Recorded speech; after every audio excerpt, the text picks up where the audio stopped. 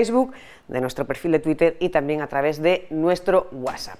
Son exactamente las 11:59, quedan 30 segundos en este instante para alcanzar las 11. Continuamos en esta tercera jornada de la semana, en este tercer Conectados, con esa ronda de entrevistas que hemos comenzado el lunes con los diferentes grupos parlamentarios, con los diferentes grupos políticos con representación en la Asamblea. Ya saben que lo estamos haciendo en orden de menor a mayor representación parlamentaria. Hemos comenzado por una cuestión de agenda, por el MDIC. Ayer entrevistábamos al portavoz de Caballas y hoy estamos con el presidente de Vox, señor Juan Sergio Redondo. Muy buenas, ¿qué tal? ¿Cómo estamos? Buenos días, Susana.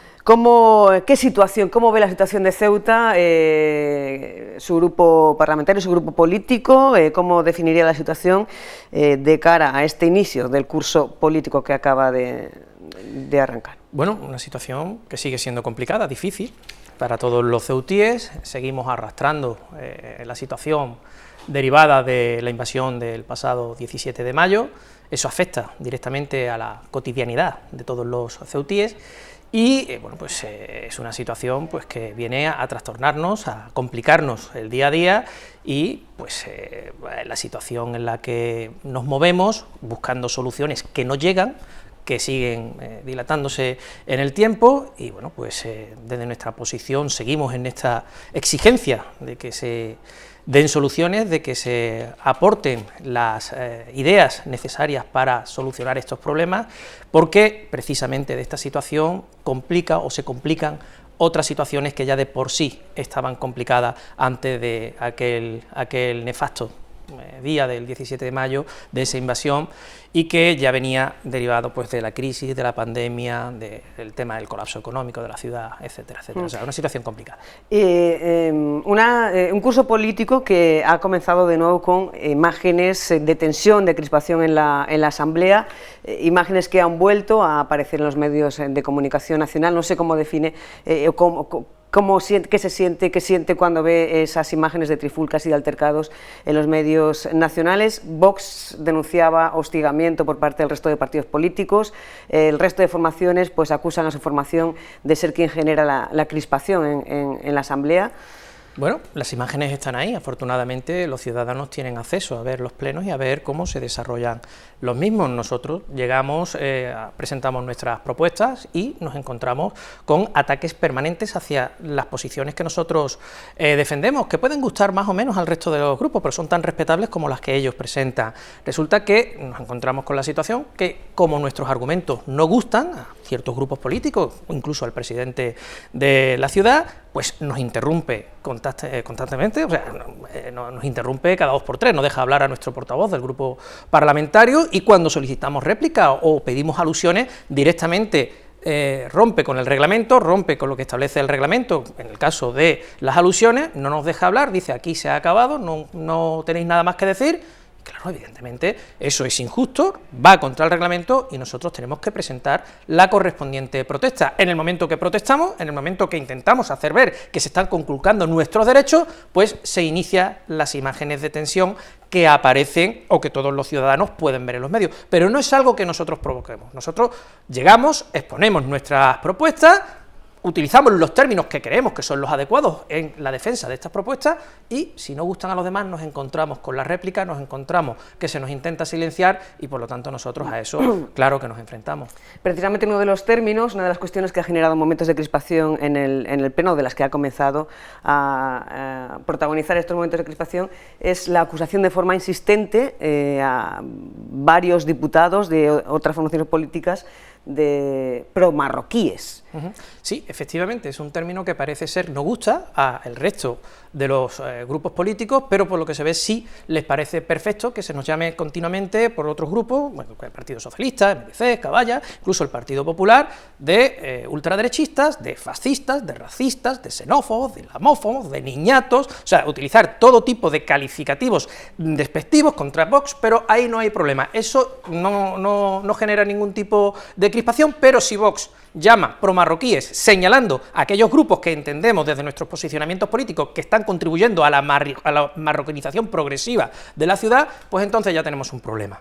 Entonces ya tenemos un problema, ya se nos acusa de que estamos utilizando o descalificando, que estamos rompiendo directamente pues, o la convivencia, o la paz, o cualquier historia, y empieza el problema. Pero nosotros utilizamos nuestros argumentos, defendemos nuestras posiciones, utilizamos nuestros calificativos, y si utilizamos el de pro-marroquí es porque entendemos que está justificado el uso de él.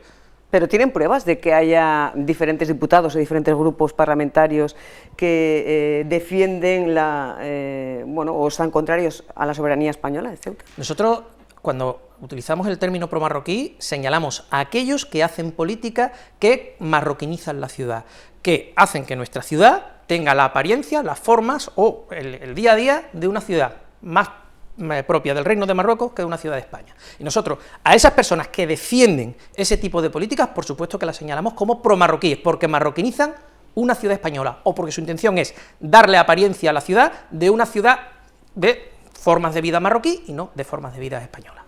¿Y qué diputados concretamente creen que nosotros señalamos directamente al grupo MDC, al grupo Caballas, pero también al Partido Socialista y por supuesto también al Partido Popular, insisto, a todos aquellos grupos que hacen políticas marroquinizadoras de la ciudad, desde nuestros posicionamientos, desde nuestro programa y de la forma que nosotros entendemos la política, entendemos que hay políticos o formaciones políticas como el Partido Popular, el Partido Socialista, MDC y Caballas, que hacen políticas destinadas a fomentar la marroquinización de la ciudad. Pero precisamente esos 4 grupos parlamentarios han firmado un acuerdo institucional en el que se apoya y se reivindica la soberanía española de Ceuta, en el que se critica precisamente la actitud de Marruecos, sus criterios anexionistas. Sí, pero es que es totalmente distinto. Yo puedo tener una ciudad de soberanía española, con bandera española y que pertenezca a España, pero que se parezca más a Castillejo que a una ciudad propia de la nación española. Nosotros lo que denunciamos es eso, o sea, que hay grupos políticos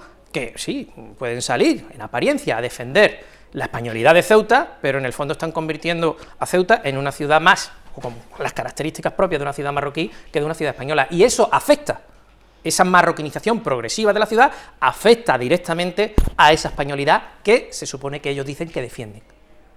Por alusiones que tiene derecho a responder, estos días, como saben, han pasado por aquí otros políticos, por ejemplo, el diputado de Caballas, Mohamed Ali, dice que Vox no hace nada por el futuro de Ceuta, que basa todo su discurso en menas, inmigración y promarroquíes, que no hay otro tema que se debata, lo que se debata en el Pleno, que siempre se va a ese mantra de menas, inmigración y promarroquíes.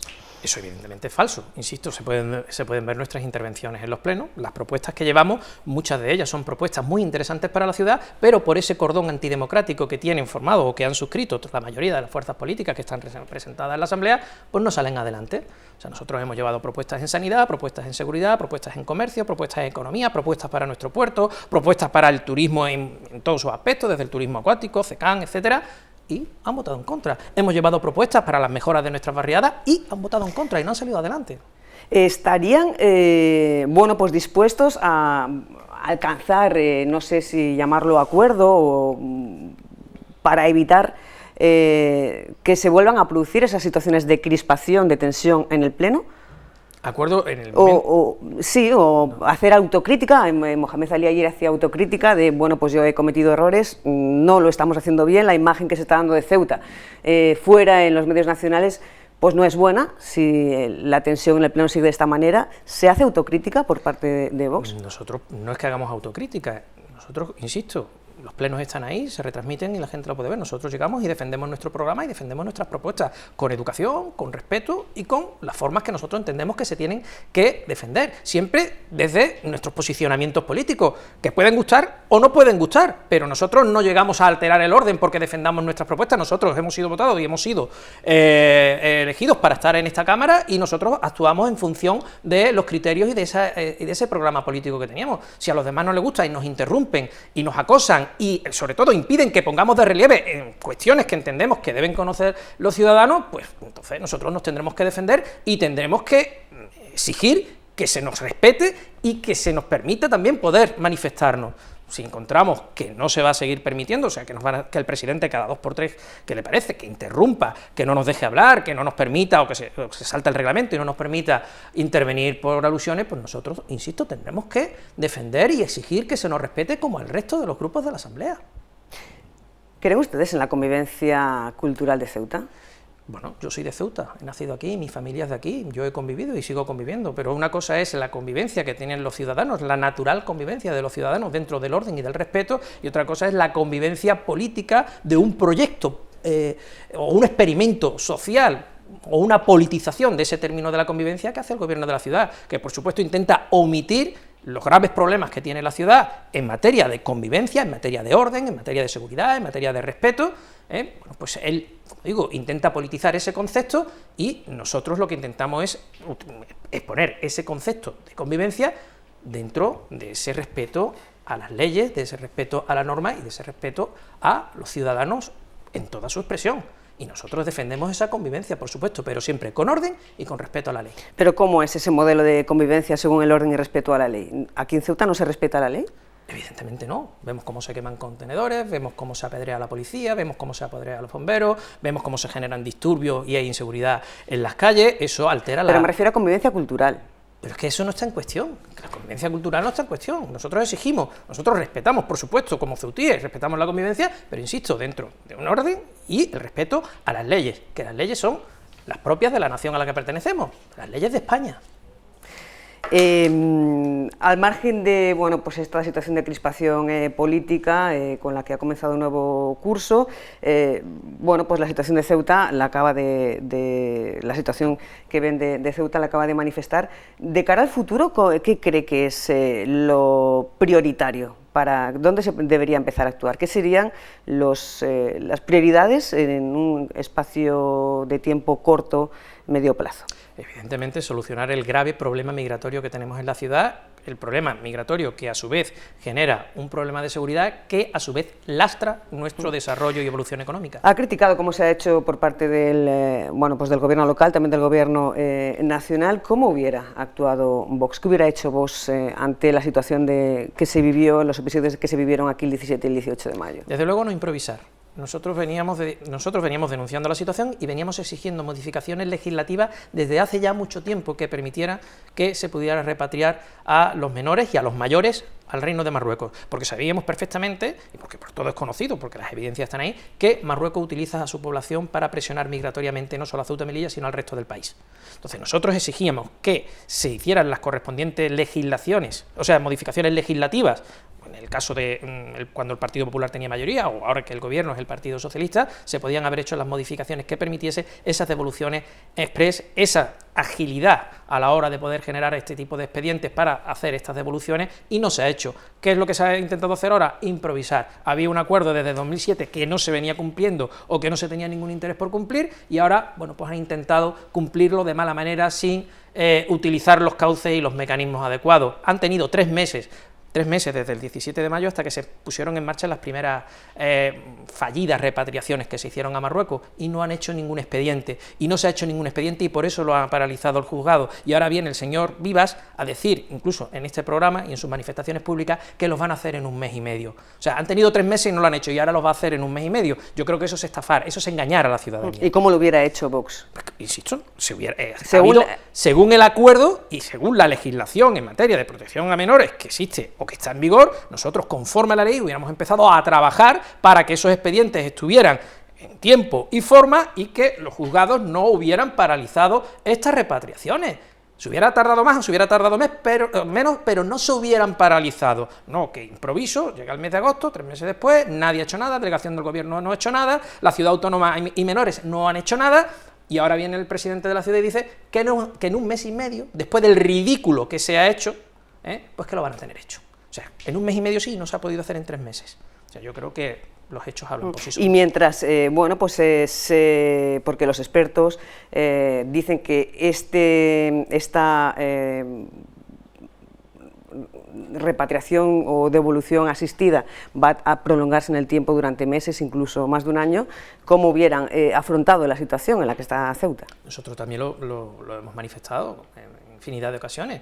Nosotros, hasta que se lleven a cabo estas repatriaciones en su totalidad, los menores, en este caso los MENAS, que es los que están teniendo más dificultad para estas repatriaciones por la Ley de Protección al Menor y por la propia Ley de Extranjería y por el acuerdo que existe del 2007, deben estar en un centro, deben estar internados, deben estar custodiados, deben estar vigilados, no pueden andar libremente por la ciudad generando problemas o generando inseguridad. Nosotros hemos defendido que se puede hacer, porque la ley lo permite, que estos menores estén en centros custodiados, en centros vigilados y que estén recibiendo la atención pues que se le debe dar a un menor, efectivamente, hasta que se concluya ese expediente y se proceda a su repatriación al Reino de Marruecos.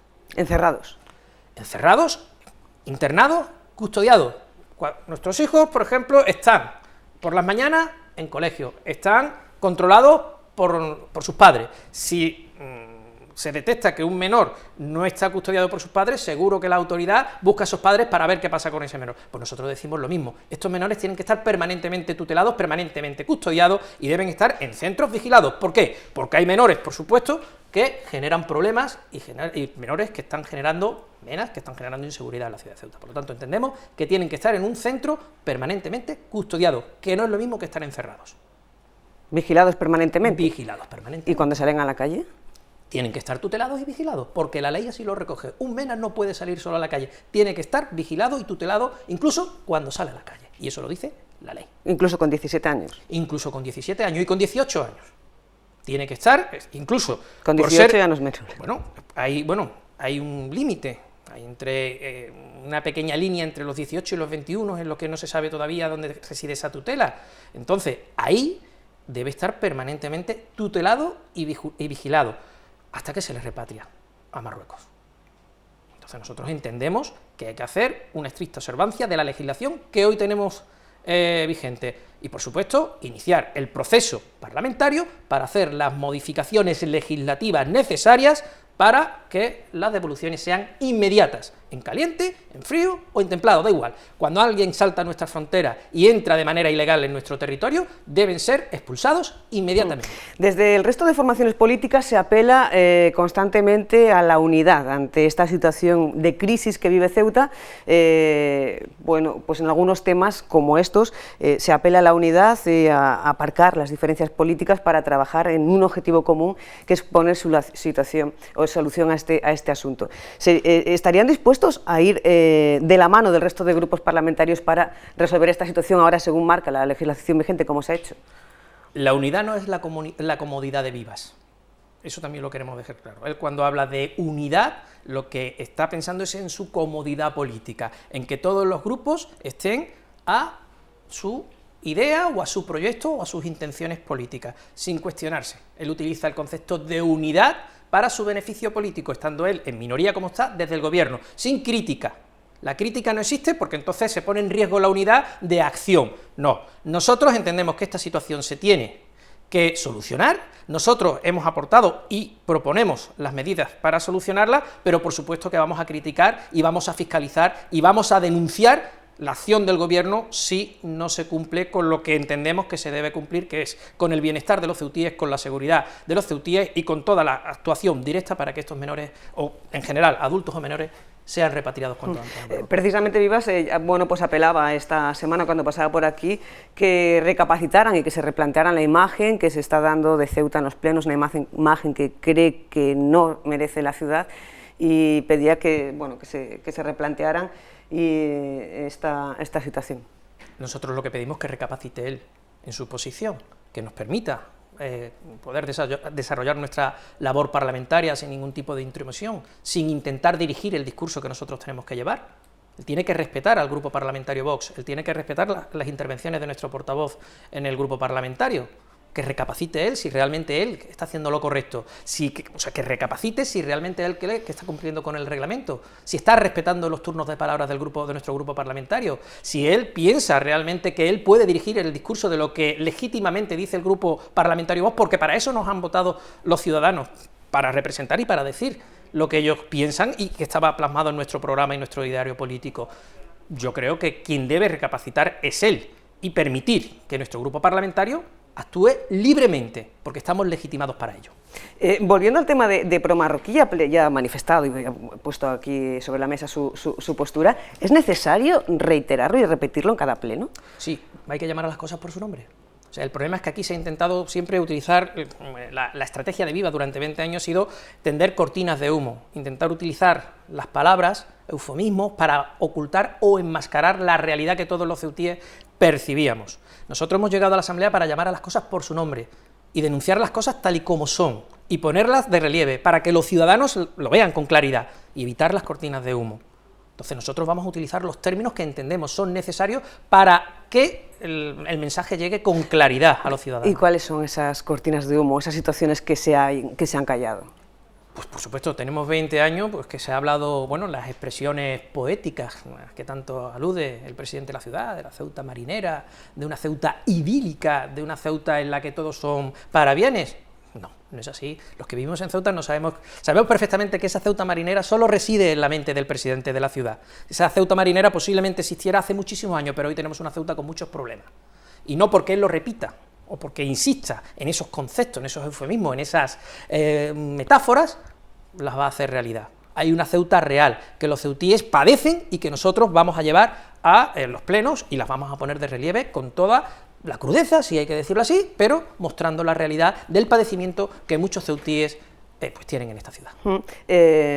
Y ya para ir finalizando, hemos casi cubierto el tiempo. Ayer le preguntaba a Mohamed Ali, bueno, pues por su implicación o imputación en el caso en Vicesa.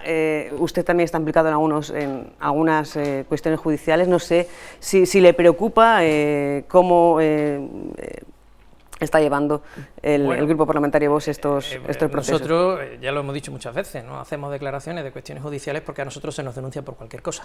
Entonces, si se me ocurre sacar la basura en una hora que no es la correcta, me van a denunciar por un delito medioambiental. Si se me ocurre dejar el coche un minuto aparcado en doble fila, me van a denunciar por un delito contra la seguridad vial, cualquier cosa. O sea, nosotros estamos expuestos a que cualquiera que no esté de acuerdo con nosotros o que quiera perjudicarnos, pues te denuncie. Se admite a trámite y después tenemos lo que se llama la pena de telediario.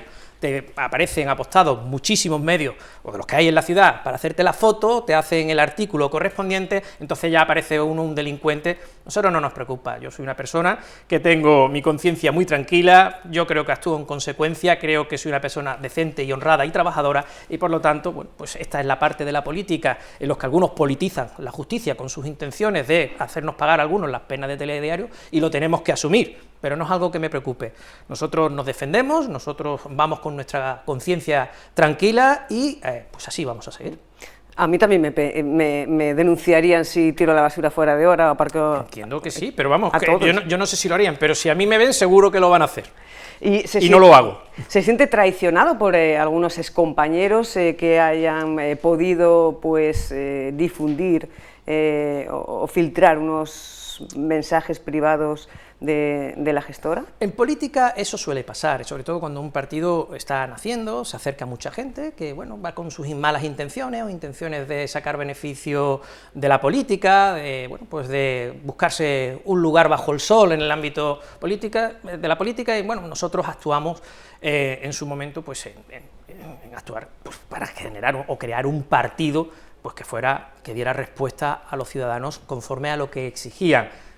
Hay personas que se agravian, personas que se sienten contrariadas o se sienten molestas por no haber tenido ese lugar bajo el sol y actúan pues de la manera que hemos podido ver. Pero bueno, eso está al orden del día en muchos partidos políticos, no solo en Vox, en otros grupos grupos políticos o partidos también ha pasado esta situación, y bueno, hay que asumirlo, y bueno, y cuando se entiende que tiene que actuar la justicia, pues se recurre a la justicia, y cuando no, pues se asume y se sigue hacia adelante. Lo importante son los ciudadanos y el proyecto político, y en este caso lo que nosotros defendemos, que es el ideario político de Vox. ¿Qué feedback reciben en la calle?